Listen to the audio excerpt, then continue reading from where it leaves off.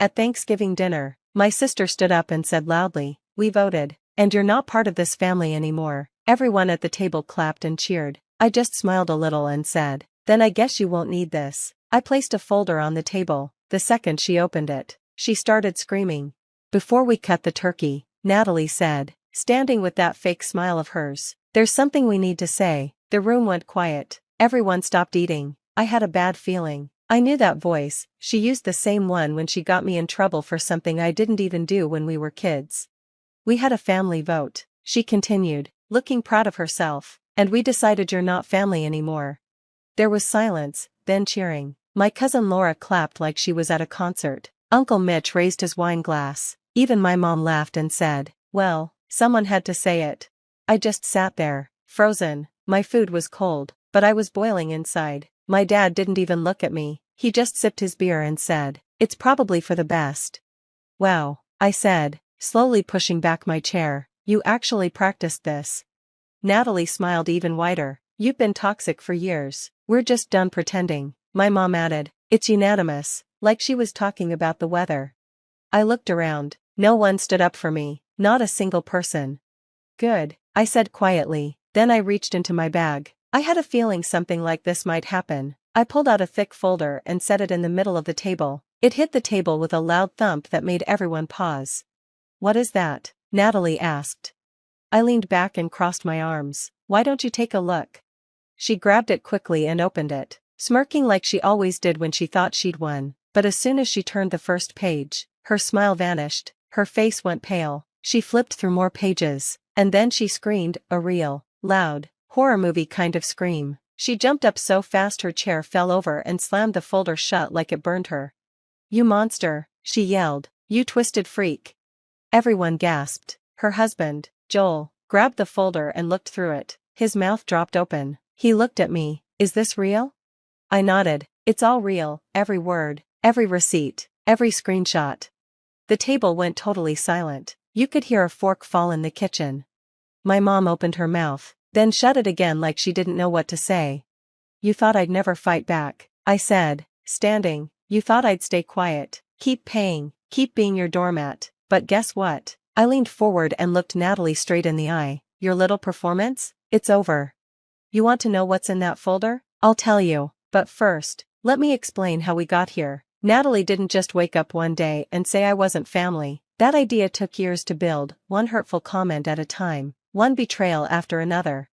I was never the favorite. Natalie was the golden child. She got good grades, smiled a lot, and knew how to charm people. She could lie and still make people like her. I was quiet and kept to myself. They hated that. They thought being quiet meant I was weak. I moved out at 19, paid for college on my own, worked 2 jobs, and never asked for anything. Meanwhile, Natalie failed out of college twice, went to Europe to find herself, then came home and married Joel, who's basically a walking LinkedIn profile. And guess who paid for half the wedding? Me. My parents couldn't afford it, but still went on a cruise after. I didn't complain. I paid for my dad's dental surgery. I helped when mom said they couldn't pay the heating bill. I even paid part of Laura's college tuition when she didn't get her scholarship.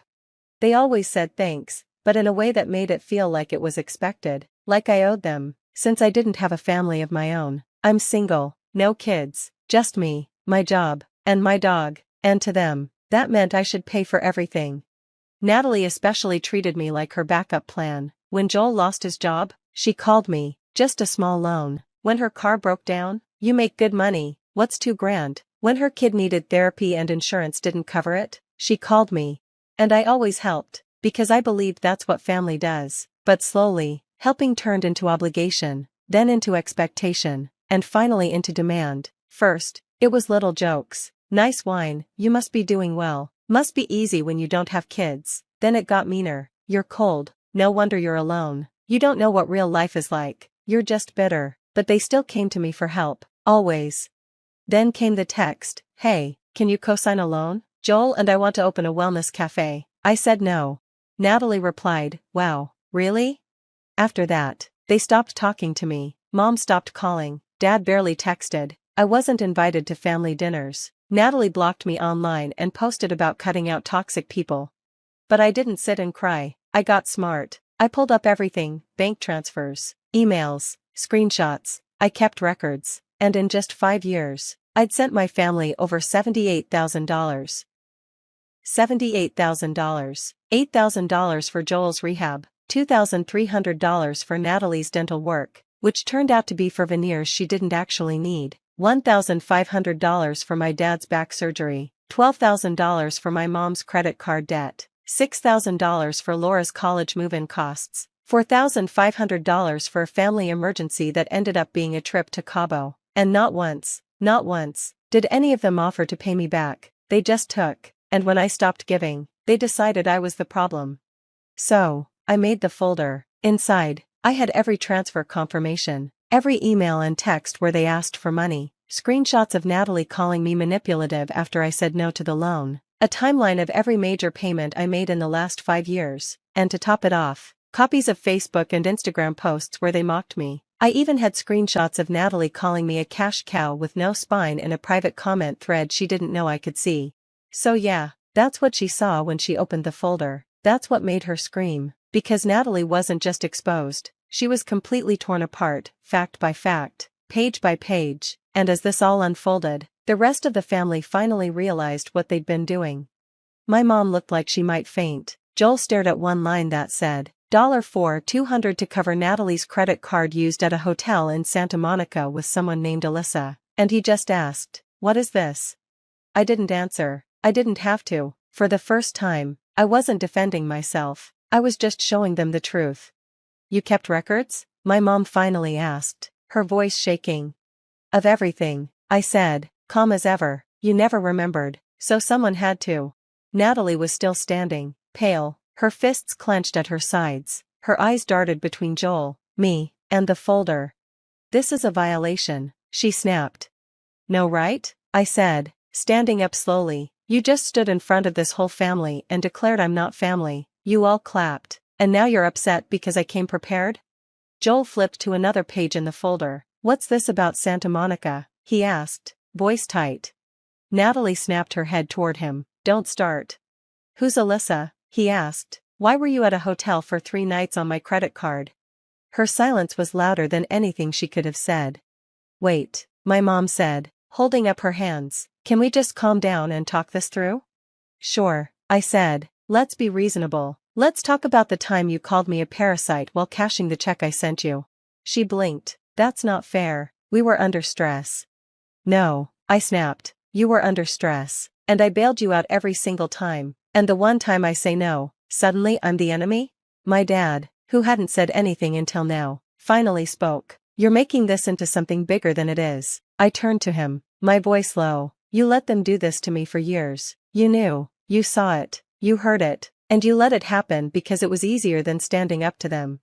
He didn't deny it. Natalie slammed her fist on the table. "You're just bitter because no one needs you anymore." "Wrong," I said coldly. "I'm not bitter. I'm done."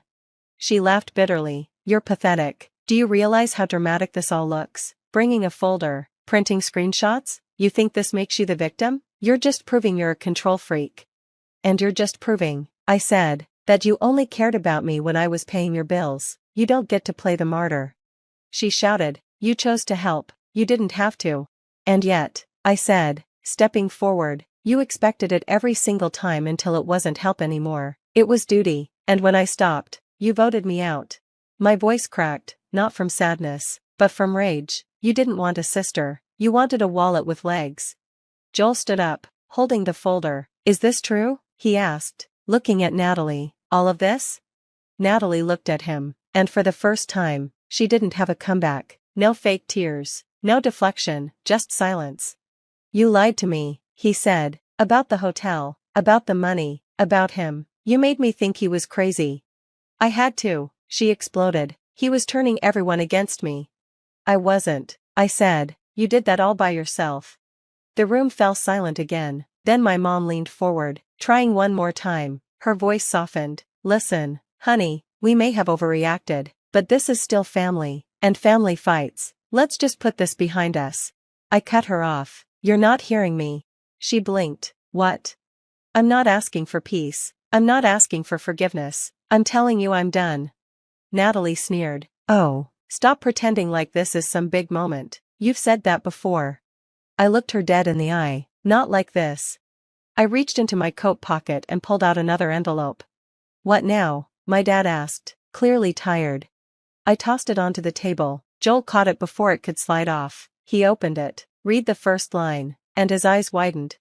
What is this? He whispered.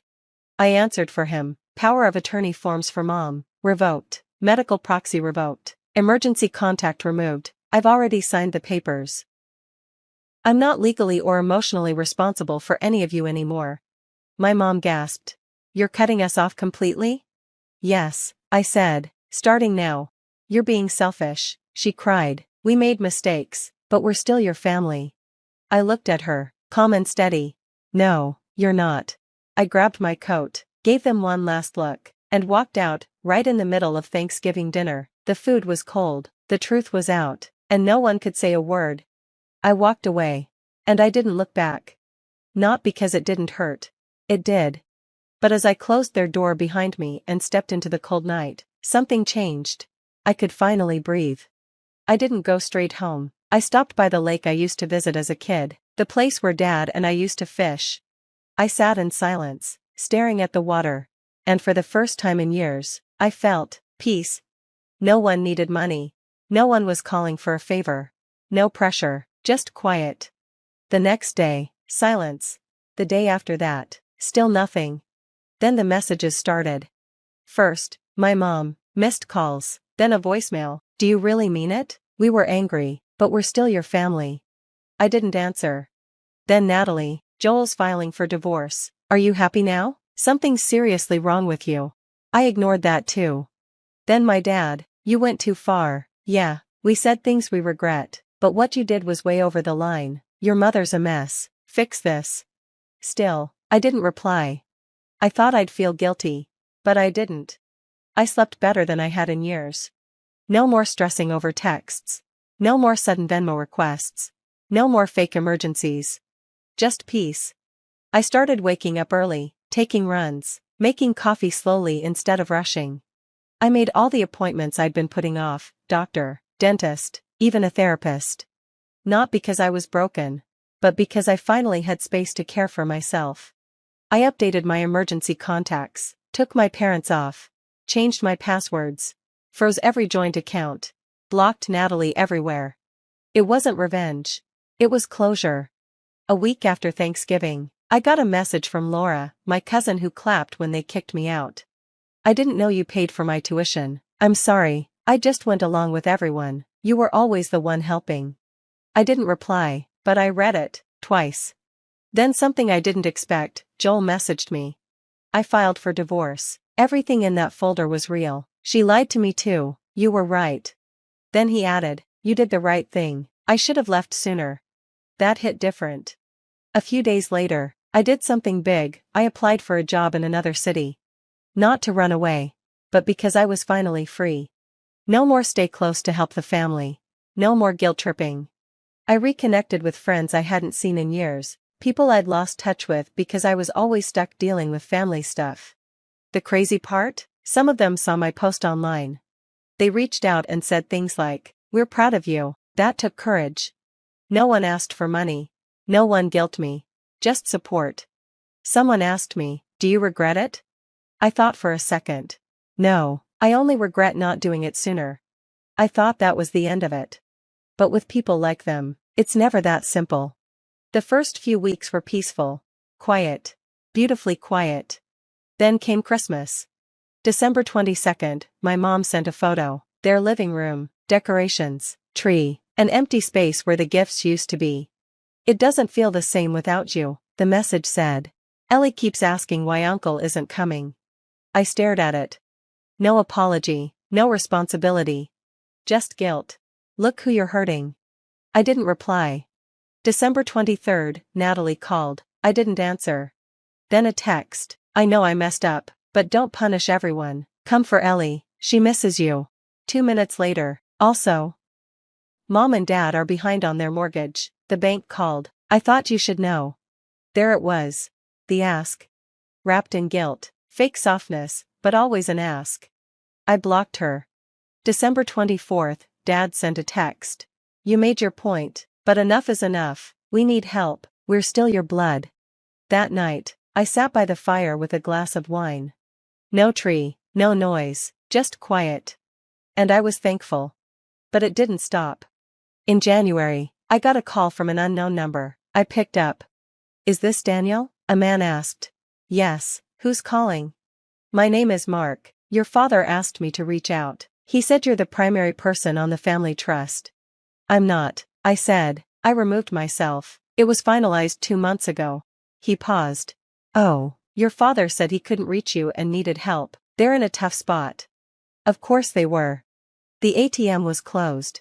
The backup plan was gone. They were getting desperate. I hung up. But that wasn't even the last straw. That came in February. One day, I got an envelope in the mail, no return address, but I knew the handwriting. It was my mom's. Inside was a 3-page letter.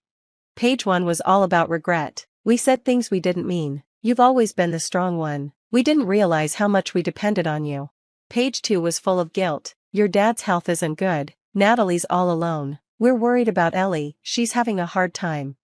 Page 3 was the real reason they wrote. "We're selling the house, but we're behind on the mortgage. We just need a little help, then we won't ask again. Please, Daniel, do it for your dad, for the family." I sat with the letter for a while and let myself feel it all. The pressure. The guilt. The urge to fix everything. Then I folded the letter, walked to the kitchen, and threw it in the trash. Because the truth is, they weren't really asking for help. They wanted access, again. They didn't miss me. They missed the version of me who never said no. The one who paid, who gave, who stayed quiet. But that version of me? He's gone. I'm not their backup plan anymore. Not their bank, not their fixer. I'm done. And the scary thing, for them? I'm actually doing fine without them. I got a new job in a new city. A bigger place, a fresh start. I volunteer on weekends now, not because someone needs me, but because I want to. I built a life where no one calls me late at night to clean up their mess. Where independence isn't punished. Where kindness isn't used against me. I don't regret helping them before. But I do regret how long it took to stop. Want to know what peace feels like? It's not being surrounded by people who call themselves family. It's being free from people who only use that word when they want something. Update, months later. I didn't expect this post to get much attention, I just needed to let it out. But I read every comment. To everyone who said, "You were brave, they didn't deserve you, thank you." I didn't know how much I needed to hear that. Some people asked, "But what if they change?" Yeah, I asked myself that too. It's been a few months now. They didn't change. After everything, the folder, the yelling, the silence, the letters, I hoped someone would understand, that maybe, just once, someone would say, "We're sorry."